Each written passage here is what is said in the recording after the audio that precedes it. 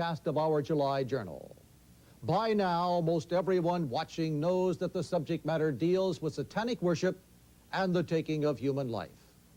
However, if you are tuning in for the first time ever, we warn you now that the material that you are about to watch contains some very graphic scenes and is of a frightening subject matter. Our reason for rebroadcast is because so many people were not home broadcast night on the 4th of July holiday, and they requested that it be replayed.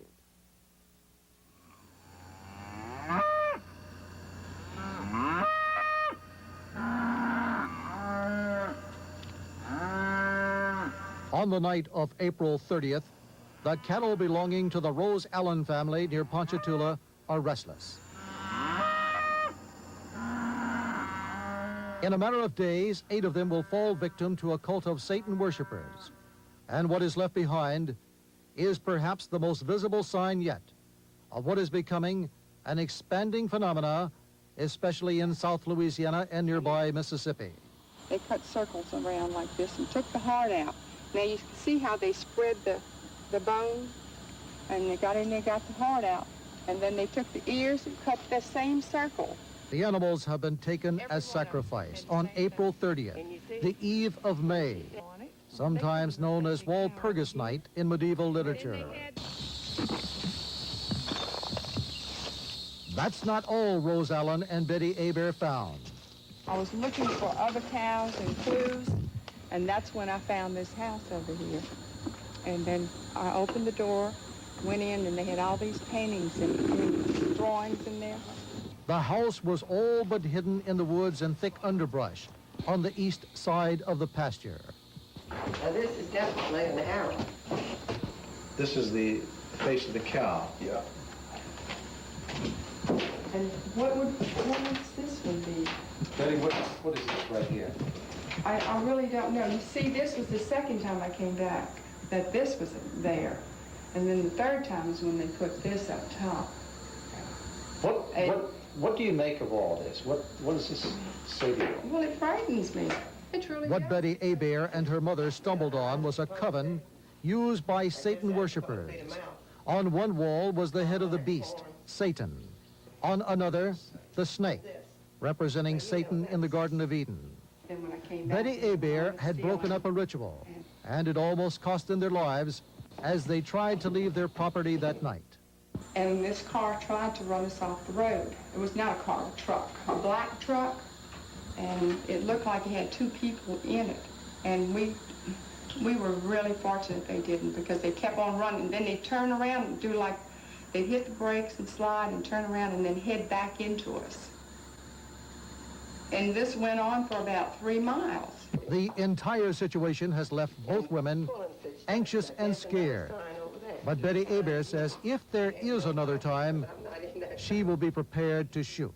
All I can say is if they come by me, I'm prepared, and I do mean it. Well, I'm concerned because maybe I'm the next person. They do, you know, maybe they're after people too, and I'm frightened. And I think that if I have to use this gun to get rid of some of them, I will. The Allen Hebert encounter is not the only one. At the end of a very secluded blacktop road about 4 miles off of Highway 190, there is ample sign of what took place here. A pentagram on the blacktop, an inverted cross driven into the road and then burned. Nearby, the remains of a cow whose entrails and blood had been removed. 16-year-old Michael Bertone of Hammond was with a friend when they stumbled on to this ritual. So then we went back there and we seen them. They had a little 5-point star with the candles on it, and we was riding back there.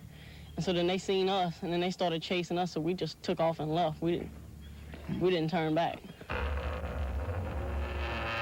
In a rural cemetery not far away, the familiar pentagram with the upside-down crucifix has been left on the most prominent oak tree there, a sign that a ceremony has taken place here as well. There are also remains of a small animal, most likely used in that ritual. The number one problem we have is we can't find out who they are. They're very secretive. They're very... Sheriff Pat Canulet of St. Tammany Parish has been aware of the satanic cult problem for some time and has even sent several of his deputies to a special school to learn more. One of those men is Captain Ferdy Drennan. On the major part, it's being controlled, manipulated, and organized by very influential professional people. In the course of the Journal's investigation, we have heard the names of college professors, doctors, bankers, lawyers, and other professionals. Their right to privacy is protected by the First Amendment. Satanic activity has become widespread throughout Louisiana. The Lafayette area seems to have as much activity as New Orleans and the North Shore. Father Joe Brennan has been assigned by the Catholic Church to deal with the problem. Father Brennan says he is particularly disturbed that these professional people at the top are recruiting school kids. When these children go through this horrendous experience of cult initiation, where they have to drink animal blood, where they have to drink their own urine and eat their own defecation, this is such a traumatic experience on them, then they resort to drugs. It's not the other way around.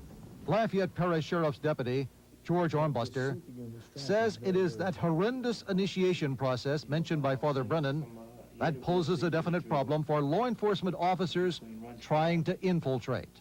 They're going to ask you to do certain things, that if you really want to come in, we want you to commit a crime. So right off the bat, he's either going to have to pull out or his cover's going to be blown anyway.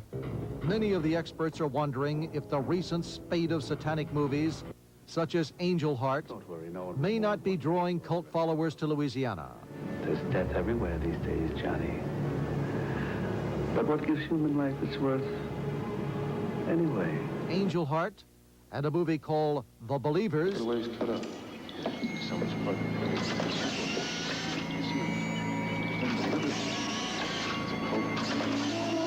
both depict Louisiana as a place where this sort of thing is tolerated and commonplace. I encourage parents to pay attention to what their kids watch, because our society is turning so violent right now that our children are starting to believe that violence is a way of life and it's acceptable. It's the devil with nude couple. Satan worship and the interest in it seems to be growing by leaps and bounds. Michael Talbot works in one of those mystical shops in the New Orleans French Quarter and sees proof of it every day.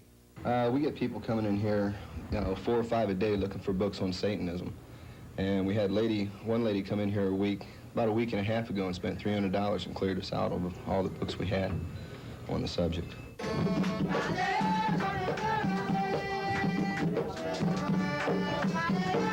Satan worship is not to be confused with other cult religions such as Caribbean voodoo, Santeria worship of the saints, and Cajun traiteurs. In Lafayette, Grigri lady Lily Joseph says that Satan worshipers make her nervous. Just some of them are dressed all in black, and it's like they're very impatient, and you can tell it doesn't smile very much.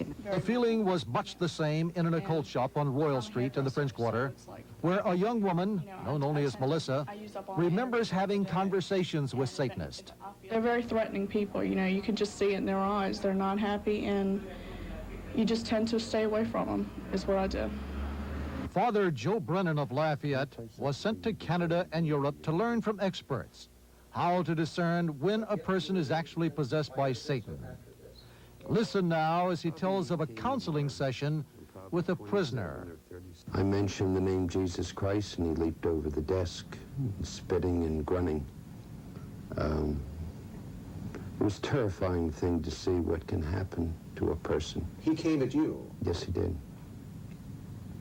What prevented him from attacking you? Well, he jumped over the desk, and I pushed him back, and law enforcement was here to put him down. I talked to our officer who happened to be there and said the person had, was superhuman strength, superhuman strength.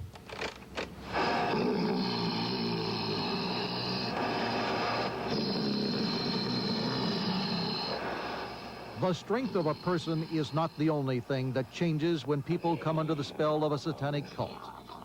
What you are listening to was recorded at the bedside of a woman from rural Tangipahoa Parish. Its authenticity has been vouched for by professionals treating her.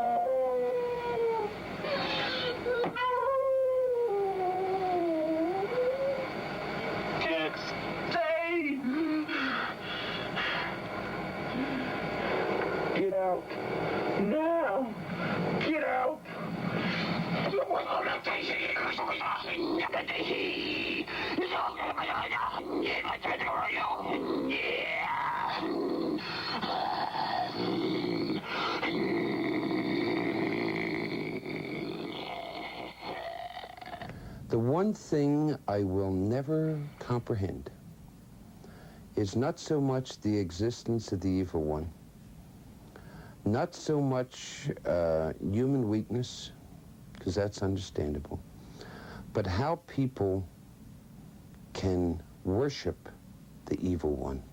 The Journal has been able to interview a North Shore woman who has been a Satan worshiper for nearly 15 years. Her identity was provided by two physicians, one of them a psychiatrist. Both doctors vouched for her truthfulness.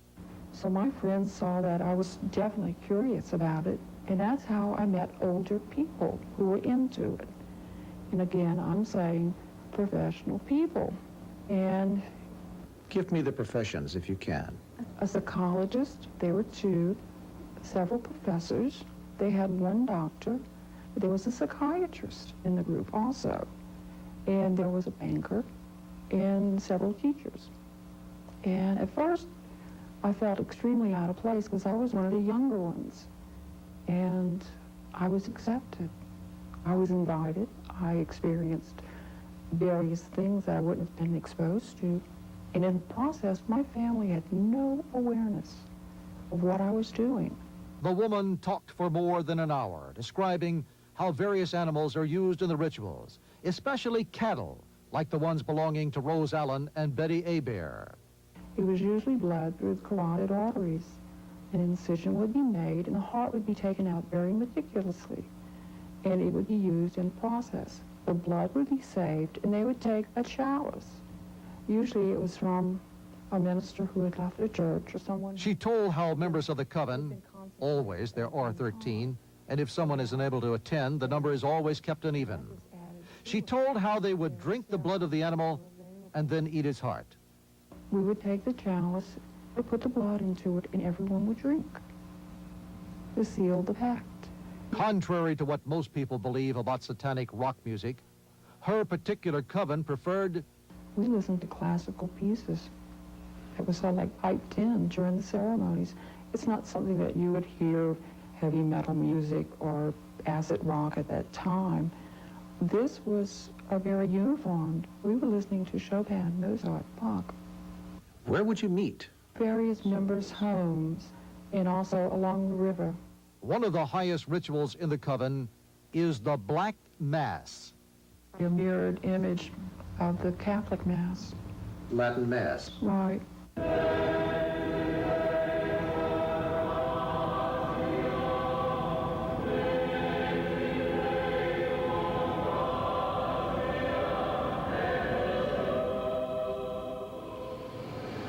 Dominus vobiscum. Dominus vobiscum. Right. And then they would invoke Satan's name into it.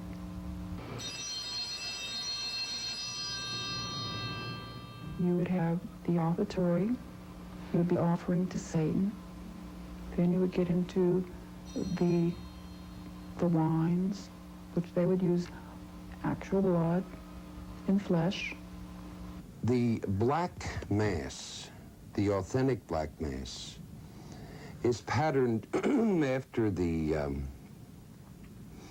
pre-Vatican II Mass, and instead of prayers, there are satanic incantations and the worst kind of language and abuse.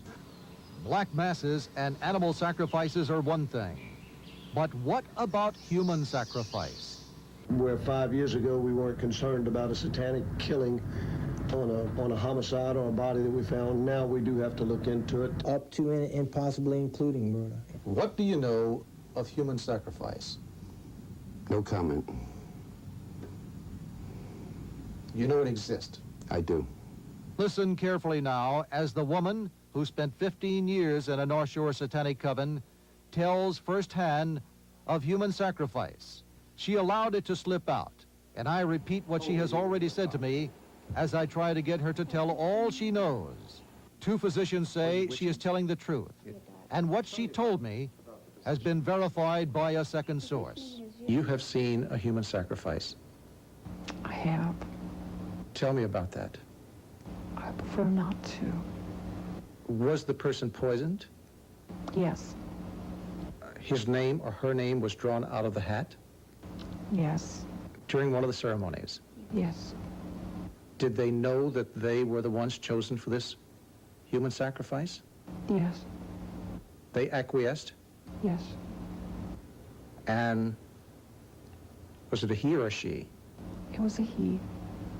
He volunteered to drink the poison? Yes. It was in an alabaster cup. And he drank it. Died immediately? Within a matter of seconds, yes. Then what happened? His heart was taken from his chest. It was cut up and served to the new beginners. They had to eat? A section of the heart. Were you one of those? No. But you watched this being done? I saw it being done. Where were you at the time? I can't tell you that. Here in Louisiana? Yes. Outside or inside? Inside.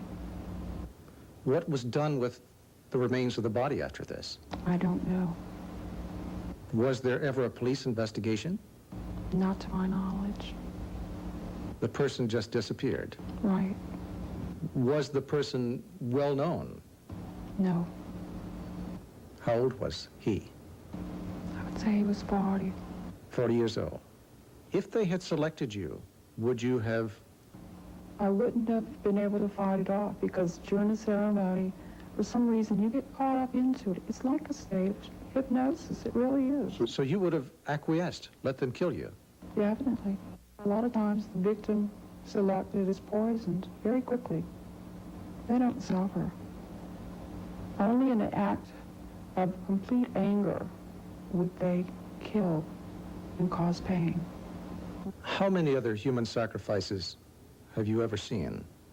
2. 2. Was the other one prior to this or after this? It was afterwards, and that's when I fled. Was it a woman or a man?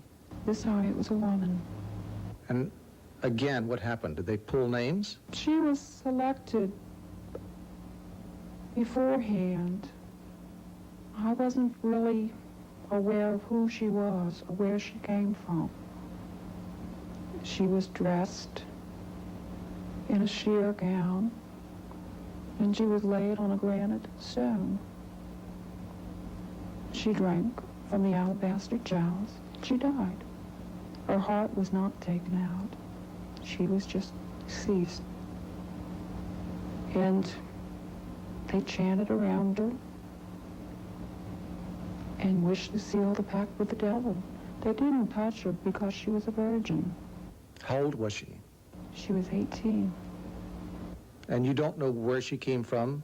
No. Or what they did with the body? No. After that, I fled. Did she talk before drinking the poison? I mean, did she say anything? Or? Because she was like in a state of hypnosis, a hypnotic state. She walked around as like a zombie, one not truly aware of one's surroundings. But she knew the steps to walk up and to take the chalice with both hands and drink. How many people were there at the time? 13. And she was the odd man out? Right.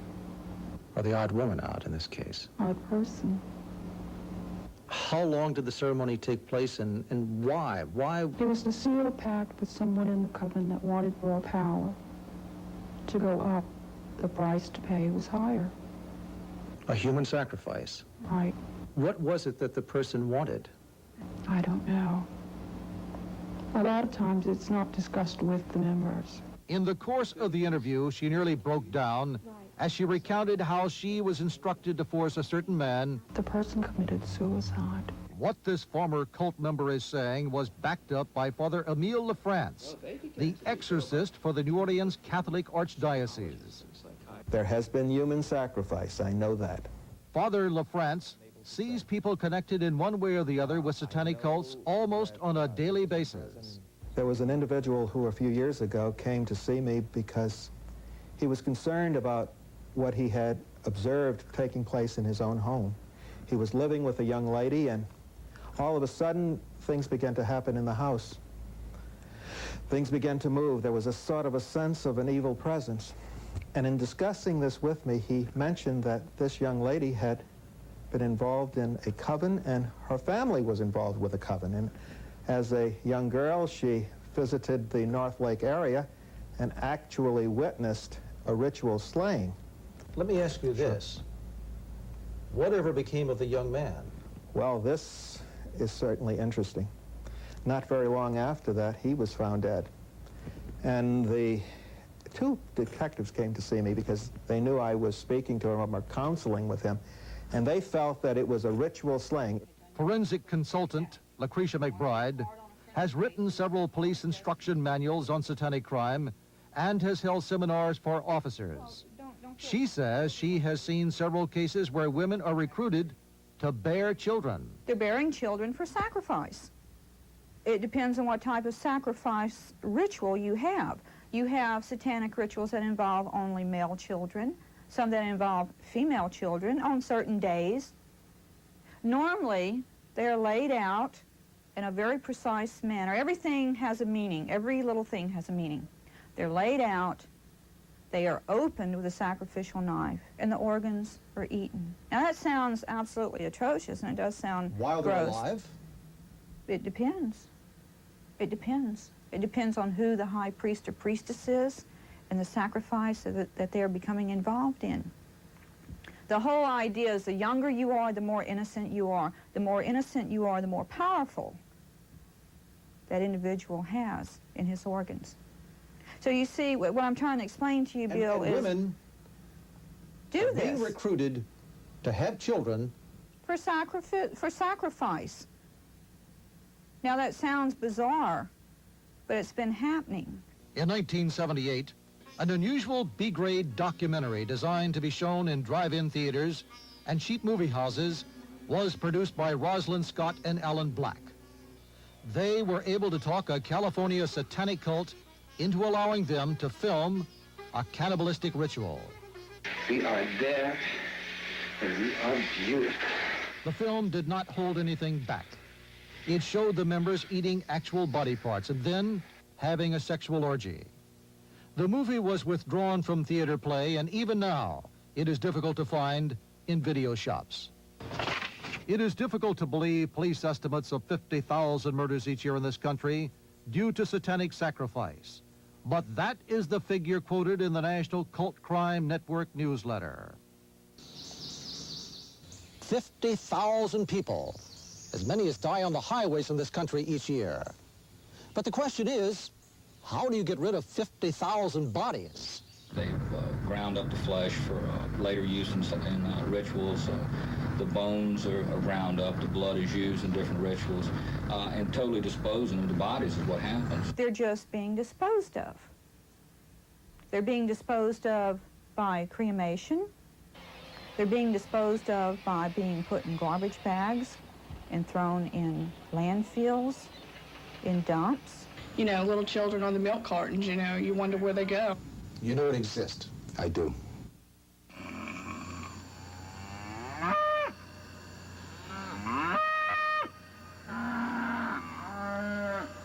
A lot of people call Satan the beast, the great beast.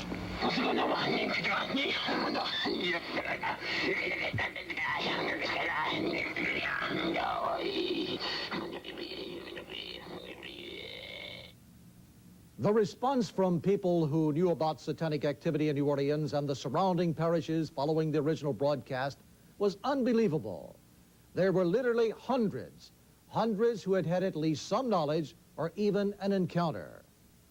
On the other hand, the sheriff of Tangipahoa Parish, Ed Larison, announced several days before the rebroadcast that he had solved the case of ritual cattle slaughter on the Allen Abear Ranch. He said that his investigators had concluded that the cattle were killed by wild dogs and picked over by buzzards. He did not explain why dogs and buzzards would surgically remove the blood, the heart, the ears, and the eyes and then placed turkey feathers in ritual fashion around the carcasses. Larison also noted that the satanic markings in that small house nearby were, in his opinion, a Halloween prank.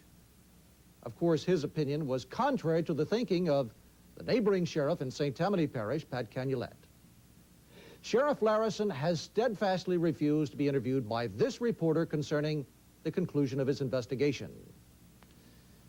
Now, from this chair, I said after the story originally aired that we had learned all that you saw in 2 weeks.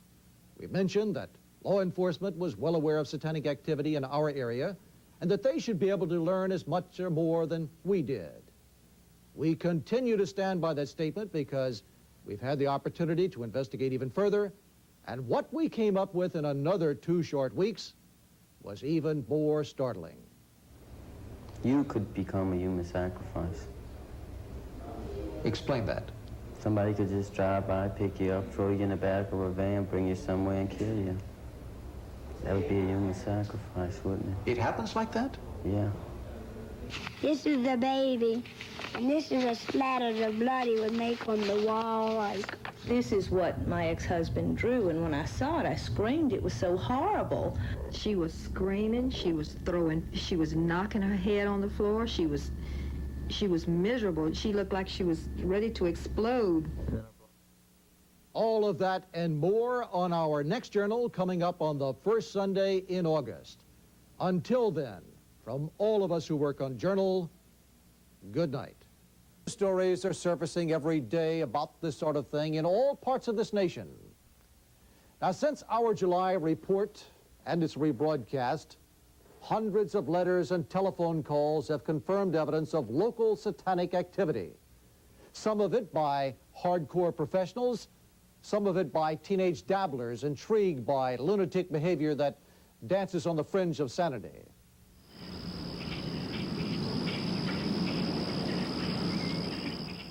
These calls and letters led us to places such as the old pumping station behind Algiers, where satanic slogans and drug paraphernalia are everywhere.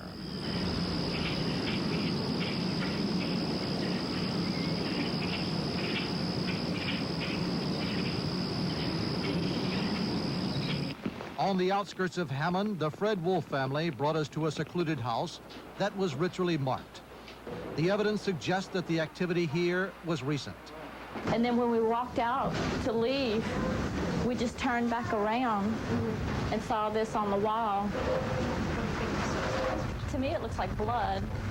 In Belle Chase, directly across from the public high school, lies an abandoned house. Inside, satanic markings suggest that kids, exploring the dangerous and shadowy world of Satanism, have found a convenient hiding place. And in Gretna, neighbors to a secluded wooded lot say that police ask them not to say anything after investigating an animal ritual slaying. Now, this was several months back. 3 or 4 policemen in plain clothes, you know, they came out, and I'd say about 2 weeks or a month later, something like that, they called, and they said they had another incident like that in New Orleans Parish. If we had photographed every site reported to us by the public, we literally could fill up the journal with a montage of satanic ritual sites. Unfortunately, the first program kicked up a storm of controversy in Tangipahoa Parish. Sheriff Ed Larison, while refusing to be interviewed by this journal, set off on a crusade to discredit the claims of Betty Hebert and Rose Allen that their cattle were killed in the course of a satanic ritual on their secluded ranch near Ponchatoula. The sheriff called a news conference at which the journal was excluded. He told the media that chose to attend that wild dogs had killed the cattle. That the cows were killed from any other reason other than attacked by dogs. The sheriff's efforts have not changed the minds of the 2 women whose cattle were killed. The dogs did not kill the cows. How could a dog kill a cow? Cut a hole in the right side, take the heart out. Now I want to see that dog if he's around. Now, Sheriff Larison's dogged persistence in discrediting the Hebert-Allen incident has baffled many people in his parish. And in all of this, the sheriff even fired off an invitation for this reporter to appear before a grand jury. Meanwhile, a number of incidents have surfaced in Tangipahoa Parish which beg for answers. Incidents such as those that touched the family of Ponchatoula Times newspaper reporter H.L. Ulrich. Ulrich was the first to report on the happenings that took place on the cattle ranch of Betty Hebert and Rose Allen. I did the initial story. I thought that was going to be the only story, but it seemed like the more... H.L. Ulrich's wife, Kathy, said that she became concerned for her husband, but at first could not put her finger on it. I was scared, but, you know, I didn't figure anything would happen. I figured, you know, it was animals, you know, and that they weren't going to fool with anybody else, and I didn't think that they would even try to harm him for writing the stories. The Ulriches say it almost cost them the life of their 10-month-old baby. It seems that Kathy Ulrich had just dropped her husband at work and had stopped briefly at a store next to her home. Pouring down rain, the baby's 2 months old. She didn't want to get the baby out in the rain, so she parks by the door, steps inside, and only in there a second, she comes back out and here's a woman running across the parking lot with our child. She had his carrier, and I grabbed the carrier and I turned to set him down, you know, so I could do something. I didn't know what I was going to do, but when I grabbed him and turned with him, she jumped in her car. That wasn't the only thing to happen to the Ulriches. This is what I found in my car. I stopped at another convenience store. I went in, I bought a Coke. I wasn't in but 5 minutes. And I came back out and I found this stuck into my seat. And this is frightening. If you'll notice, on the handle, it's a strange face, and it looks to me like Satan. I don't know who did it. Apparently they were following me because it was put in there in just that quick amount of time. And this frightened me. It didn't stop me from writing, but it made me guard my family a lot closer. And they don't stay alone now, and I usually don't go anywhere without my gun. We both carry our gun with us all the time. And, you know, I mean, I feel like he should be able to write what he sees and what he hears and what he thinks. And, you know, but we're going to protect ourselves. The Ulriches are not the only couple to carry a gun in Tangipahoa. Why are you carrying this, Mr. Baum? Tell us. For my safety, for my family's safety. Ed and June Baum had carried guns ever since the kidnapping and murder of their daughter, Donna Baum. That was on January 21st from the city of Amite. Donna Baum was an attractive attorney as well as a CPA. The family says Donna Baum was investigating drugs and satanic activity in the parish when she was killed. Her body was brought here and dumped. This was the jewelry that she had on her when they found her. Her ruby and diamond watch and tennis bracelet. This was her ring that she bought from a client. This was her LSU graduation ring that I bought for her when she graduated from LSU. She had on a beautiful pearl. So you're saying that robbery was not a motive here at all? Robbery was not a motive. But I understand that if a woman is a virgin, they're not mutilated nor their jewelry taken. By whom? Satan worshipers. And you think Satan worship is involved in this killing? Well, we have been given reports that it was. Donna Baum disappeared after last being seen leaving the parking lot of the Tangipahoa Parish Courthouse in Amite. That was on midday, June 21st of this year. Eyewitnesses report seeing a black man getting in her car. And this is a composite of that man. But the Baums say they have information that the person in their daughter's car may have been a white man in disguise. The Baums say that even before they knew that their daughter had been kidnapped, the abductors began calling on the telephone. And several hours later, they say the kidnappers shot their daughter while Mrs. Baum listened on the telephone.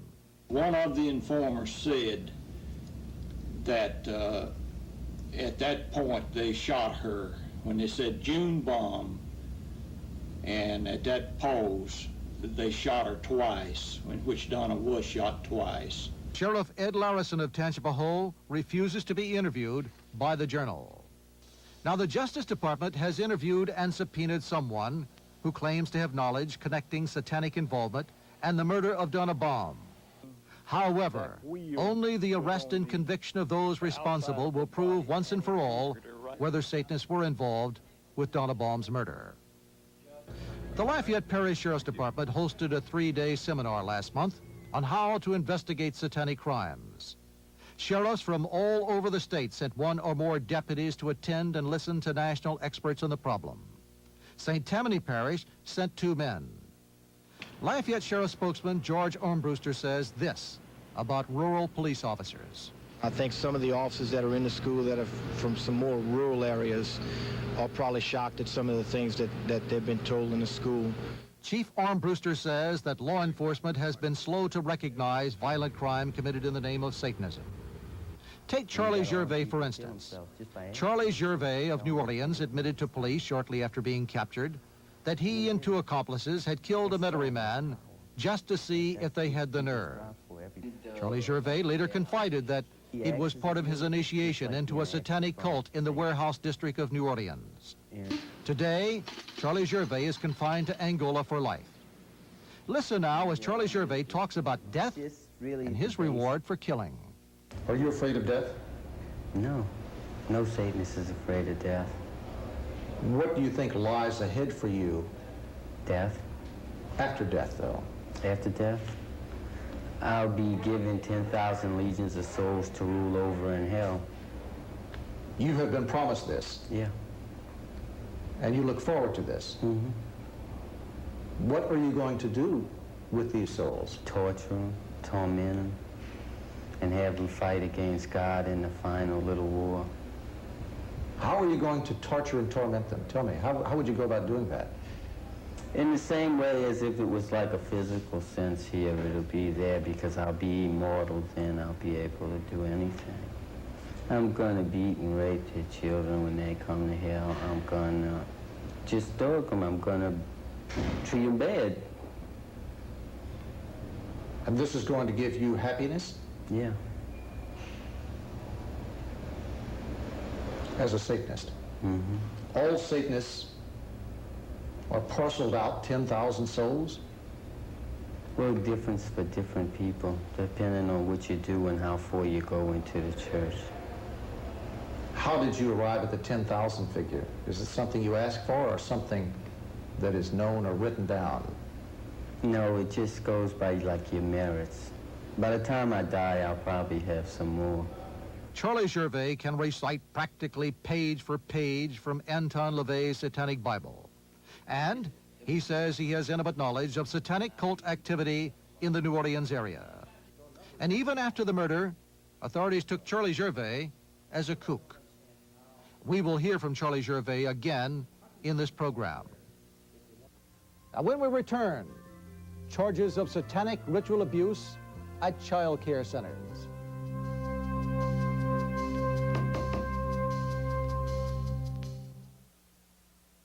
This portion of Bill Elder's Journal is brought to you in part by Crunch Taters, another fine product from Frito-Lay, and by the new Del Champ Superstores. Who said a penny saved is a penny earned? Del Champs? Some food stores save you money occasionally. Del Champs saves you money every day. Because only Del Champs has everyday minimum pricing. Absolutely lower pricing. 24 hours, every day. Del Champs, where we take saving you money seriously. Saving money can get to be a habit, so I have a habit of going to Del Champs. Day in, day out, nobody beats Del Champs prices. Seriously. Make amazing Cajun flavor. Just right, them wild Cajun spices got an extra crunchy bite. Don't say I didn't warn you about the crunch tater munch. It's a real taste explosion in the flavor and the crunch. Lay's brand crunch taters, extra crunchy potato chips. There's a real taste explosion in the flavor and the crunch. There's someone exciting inside you, and her eyes are a different color. Durasoft Color's contact lenses can change your eye color to hers.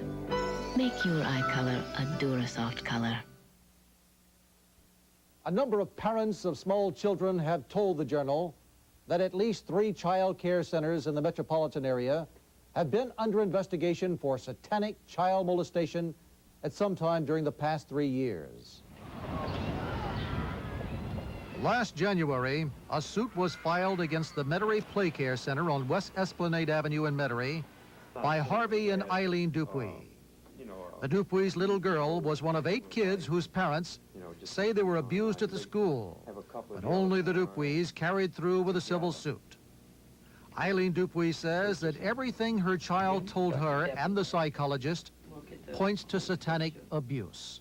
She has talked about people with blood on their faces, people wearing black robes. She has talked about being hurt with a stick. Everybody hurt her with a stick. Sexually? Sexually. She has said that they were men and ladies. That they had a frog that she used to play with, and they took a frog and they poked the frog's eyes out. They told her if she told anybody, they would poke her eyes out with a stick. Richard Ducote is the attorney representing Harvey and Eileen Dupuis.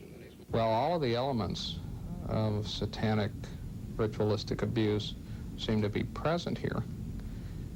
You have a number of perpetrators, you have a number of children, you have the use of butchering animals, you have robes, you have some sort of ceremony.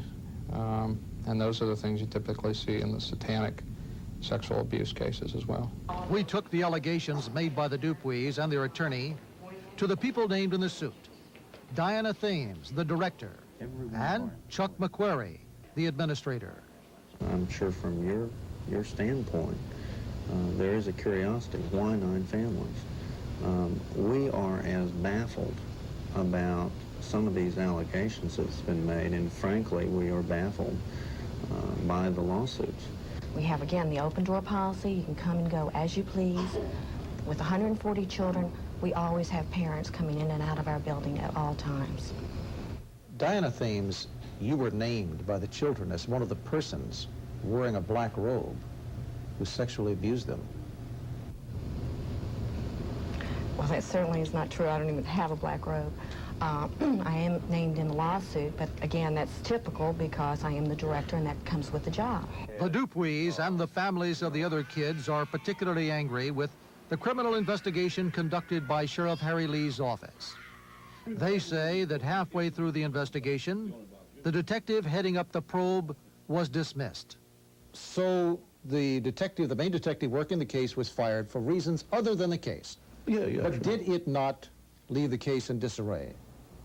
I don't think so. The parents feel that it did. In any event, the case was handed over to District Attorney John Mamalidis' office.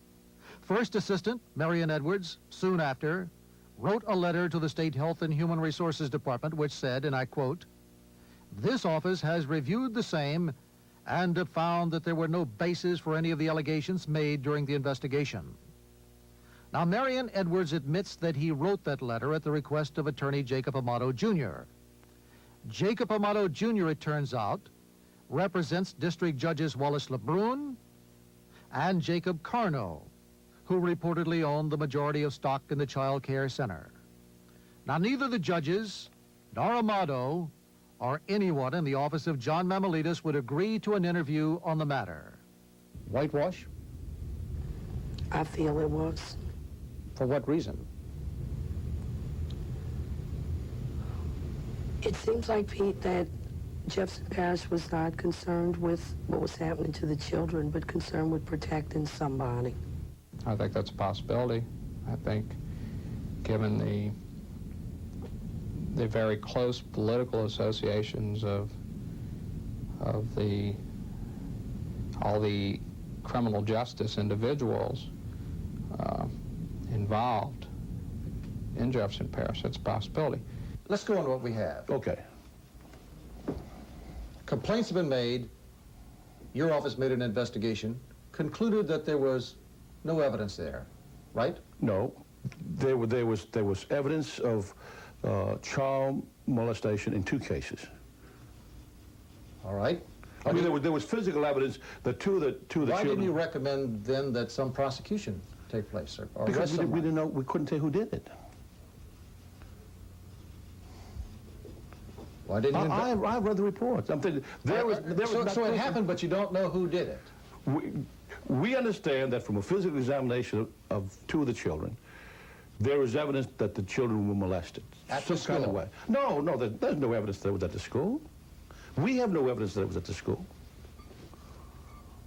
They told their parents that it was. The parents believed that it was.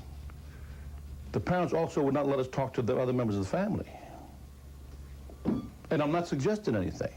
I'm telling you, for our investigation to be completed, we want to talk to everybody. We were denied access to other people. No, the Dupuis never refused to allow the questioning of other members of the family. There was a discussion with the sheriff's office about the possibility of performing polygraphs on every member of the family, aunts and uncles and grandfathers and the teenage sons. Our concern was that those teenage boys' first encounter with the police would be hooking up wires to them, asking them if they had sex with their sister. That was inappropriate. As the officer recently testified in a deposition, there was no need for that because the child had only named the people at the daycare center as abusing her. The case against the Metairie Playcare Center will have its day in court. Now, if we are to believe confessed killer and professed Satanist Charlie Gervais, small children are indeed targets at some daycare centers. Daycare centers. Satanists run most of the daycare centers. Not most, but a lot of the bigger ones. For what reason? To teach children about Satanism. Not just really the basics, like symbols and things like that, because it'll embed in the child, and the child will grow up thinking about Satanism. But they actually have ceremonies with these small children. Sometimes. And what do they do at these ceremonies with the small children? Sometimes sex. You know that Satanists run them? Some. Few. Yeah. Are the children being inducted for human sacrifice later, or to become members later on? To become members, human sacrifices. Both? All, yeah. Both. You could become a human sacrifice. Explain that. Somebody could just drive by, pick you up, throw you in the back of a van, bring you somewhere and kill you. That would be a human sacrifice, wouldn't it? It happens like that? Yeah. People just disappear off the street. But wouldn't you worry about whether or not there would be a police investigation? I mean, a search for me?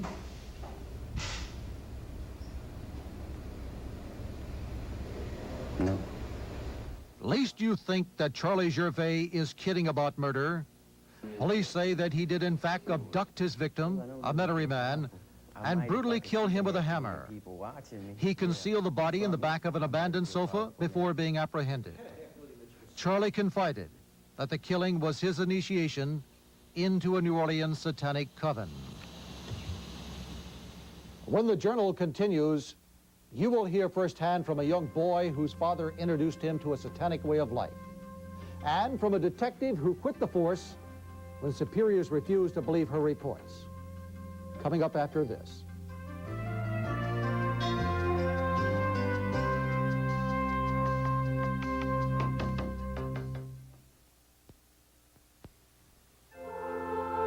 There is one British automobile which has no need to sing its own praises.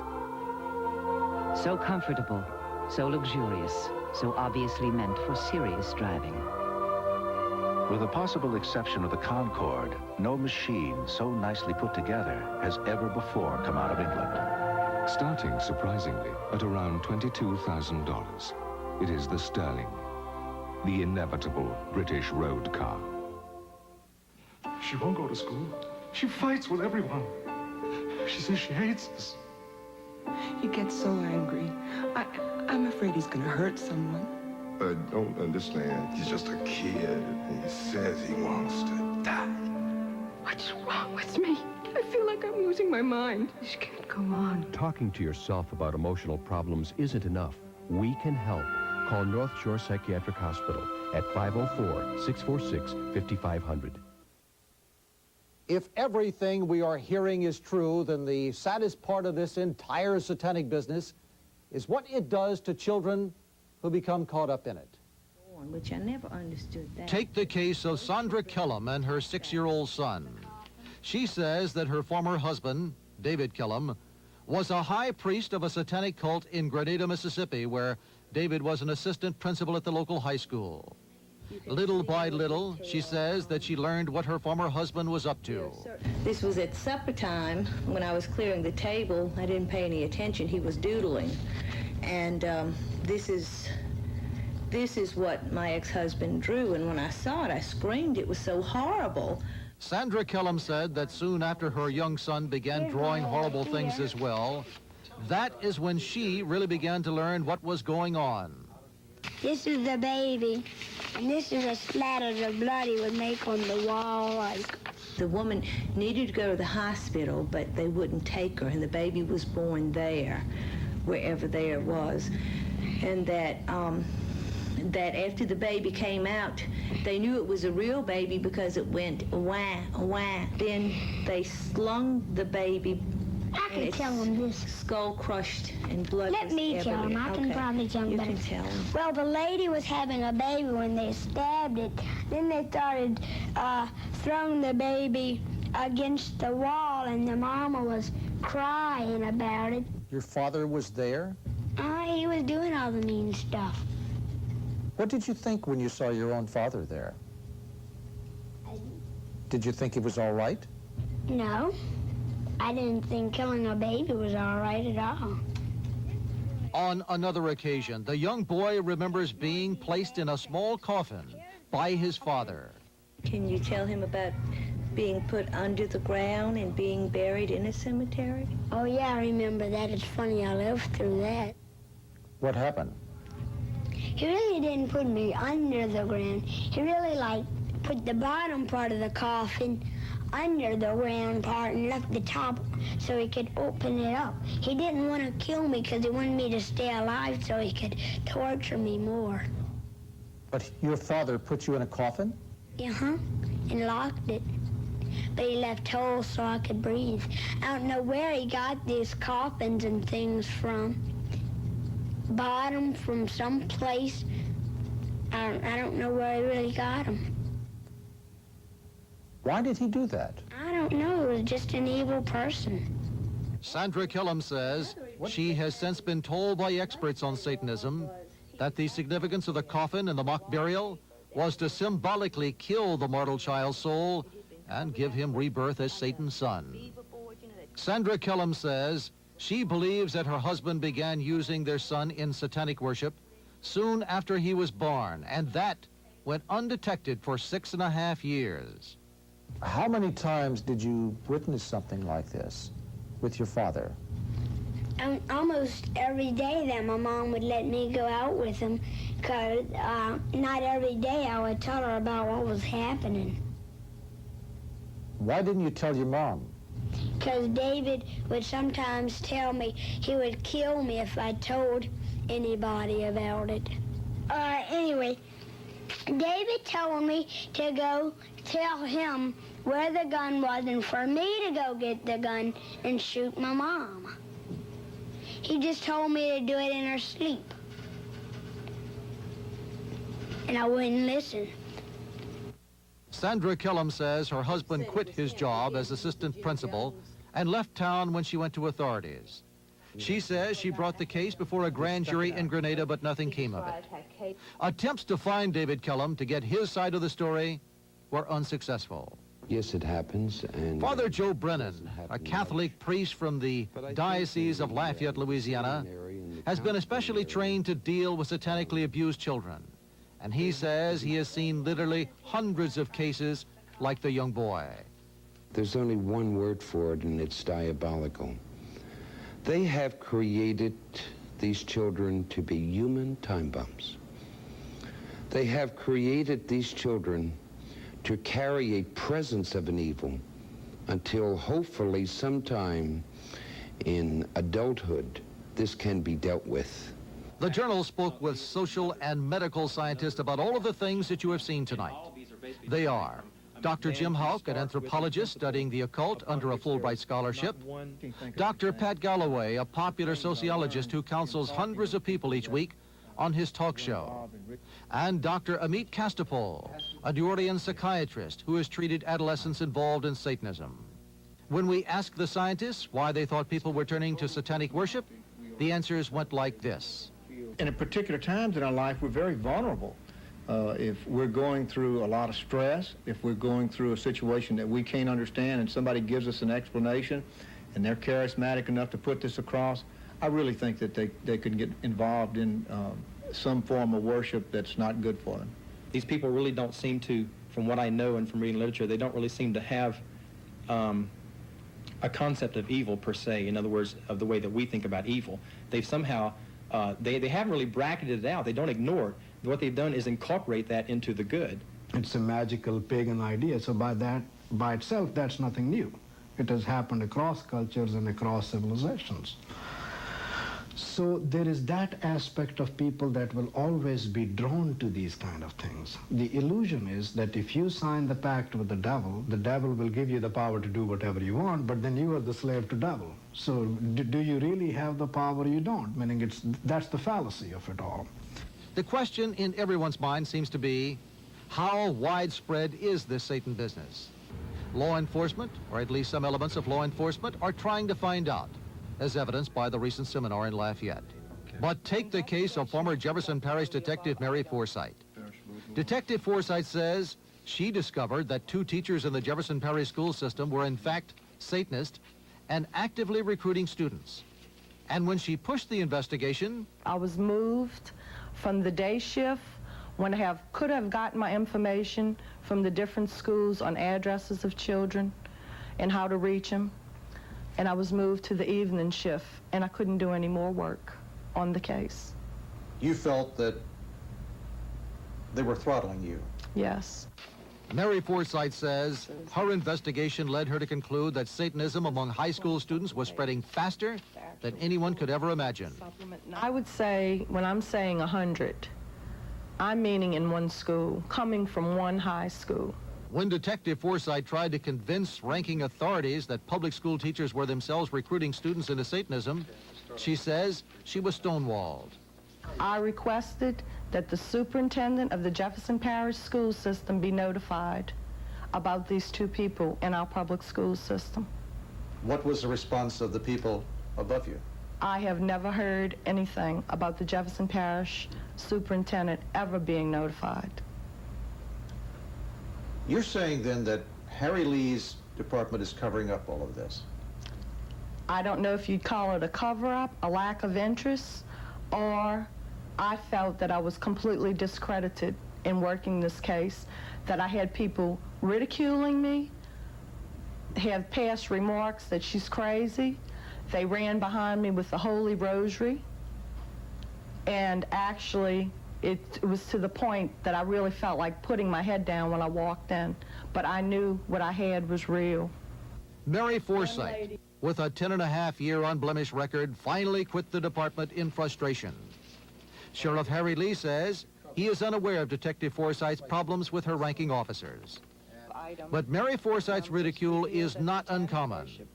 It seems that whoever attempts to expose Satanism meets with the same problem. Sandra Kellum, whose 6-and-a-half-year-old son was so horribly abused, was ridiculed. Ed and June Baum, who believe that Satanists are involved in the death of their daughter Donna, as well as Betty Aber and Rose Allen, whose cattle were killed, all feel that they were ridiculed when they told what they knew. Even Charlie Gervais, the self-professed Satanist who killed a man in order to join a coven, was laughed at. Yep. Back with the final word after this message.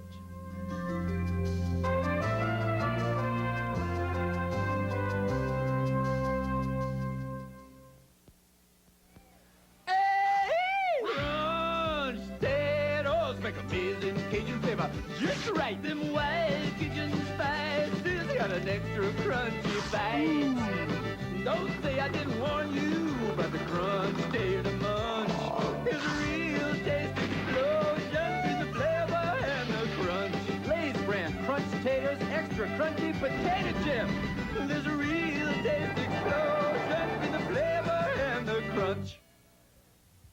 I was taught to save for a rainy day. So even on rainy days, I shop at Delchamps. There's only one real way to save on food day after day. Delchamps everyday minimum pricing. Delchamps, friendly people, bright, clean stores, and absolutely lower pricing. 24 hours, every day. I used to be pound foolish, but now I'm penny wise at Delchamps. Day in, day out, nobody beats Delchamps prices. Seriously? I'd always worn glasses, and I knew my prescription had changed.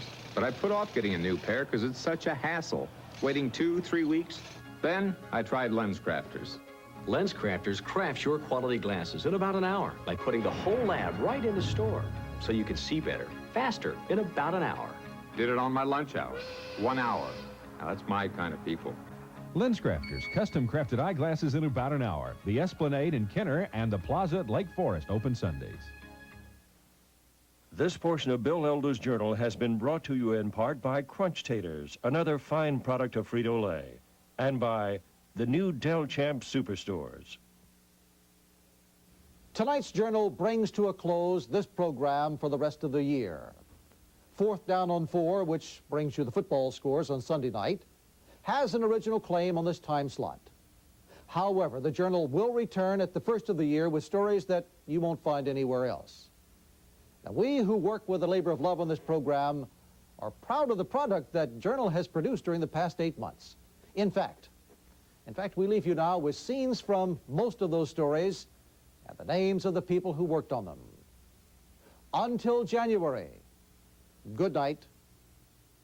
They were mixing two chemicals, which is 2,4-D and 2,4,5-T.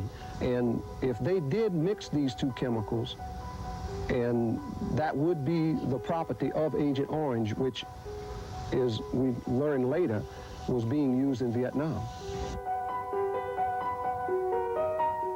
He's a very different individual. He has vast knowledge. He is a master.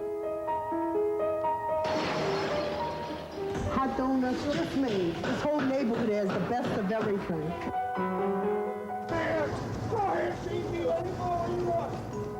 And they pull out their clubs and they begin hitting. He never should have stopped the fella.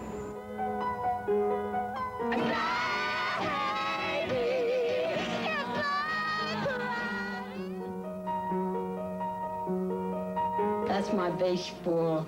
I have to be careful when I say the word Yankee. You have to say it with reverence, sister. Big deal. They have a tremendous desire to excel.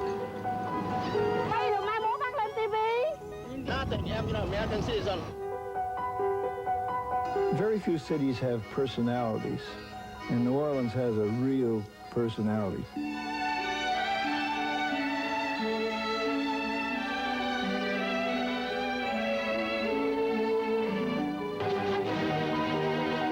I know we got quite a few airborne. Yay! We've got some Rangers here. They put up their sign, they said, "We're here, what are you going to do about it?" We're clearly in the business of recycling hazardous waste into a safe aggregate. What we feel are accidents waiting to happen. We told this boy he couldn't box.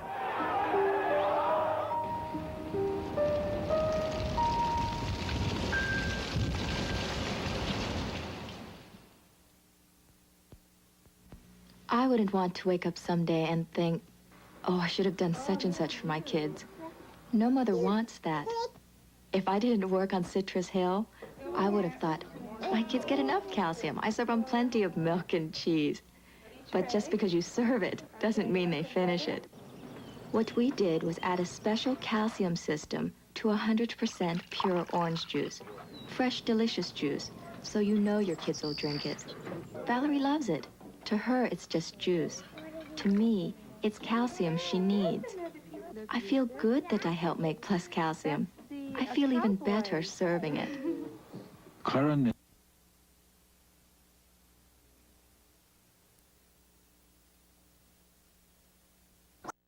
Oh, great shot.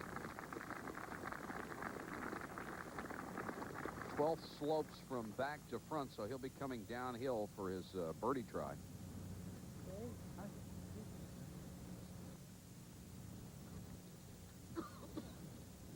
Ian Woosnam, who actually picked up 4 shots on the front side, then bogeyed 8 and bogeyed 10, and he is now at 3 over.